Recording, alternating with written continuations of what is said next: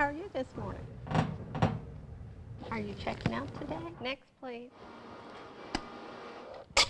Here's your due date list. And you have a very nice day. Oh, thank you. Thank you. Page after page, books broaden our horizons. They spark creativity, teach, and enlighten.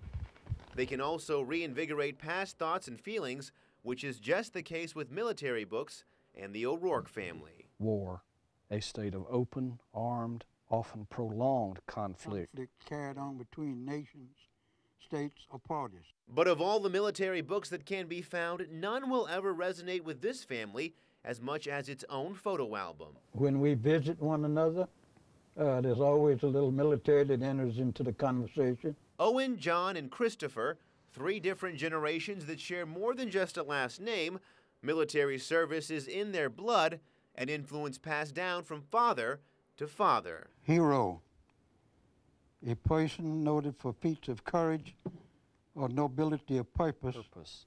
Especially one who has risked or sacrificed his or her life. Owen S. O'Rourke started this family tradition back in 1942 when he served as a B-17 gunner.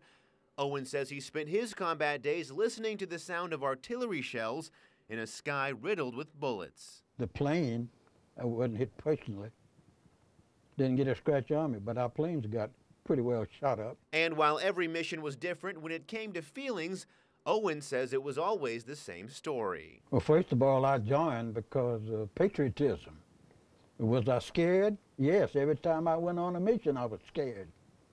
I think we all were. Veteran, a person who is long experienced or practiced in any activity or capacity. Almost 50 years later, there was another war and another O'Rourke, but the Gulf War was a different kind of conflict altogether. We put up with the sandstorms and sometimes not so tasty chow. Still, John O'Rourke says he did his duty as a member of combat service support in the Army National Guard. Life was a series of meeting and greeting active units coming through, giving them the necessary support. Unlike his father, John was never on the front lines of battle, but says he played his part, a part that he'll never forget. Put a lot of effort in, you get a lot out. Service, employment and duties or work for another.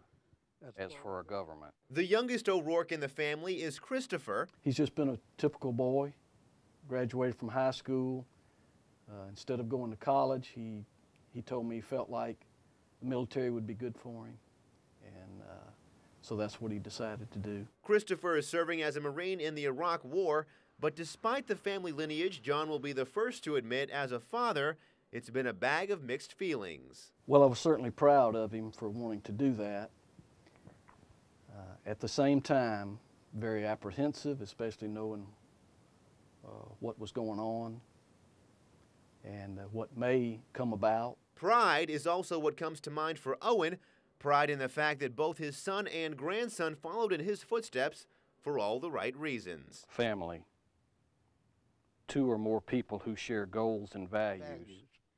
Having long-term commitments to one another and reside usually in the same dwelling place. When you're with family, you see that you're doing not only for your country, but you're doing for your family too. And that's very close to you. Not only for this family, but also for the men and women they serve next to. Once you've been in the military and served, you are part of a brotherhood, a very different sort of brotherhood. A brotherhood in arms, a part of something great. Being part of the military helps you to live your life more fully. It helps you to be more than you are. So whether it's love of family or love of service or both. Love, a deep, tender, ineffable feeling of affection and solicitude toward a person. It's something the O'Rourkes don't just feel for each other, it's something they feel for our country, past, present, and future.